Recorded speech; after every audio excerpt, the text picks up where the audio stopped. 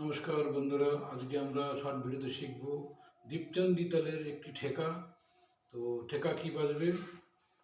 ধি ধি না, ধি ধি ধানা ঘে না, তা তেটে তা তা।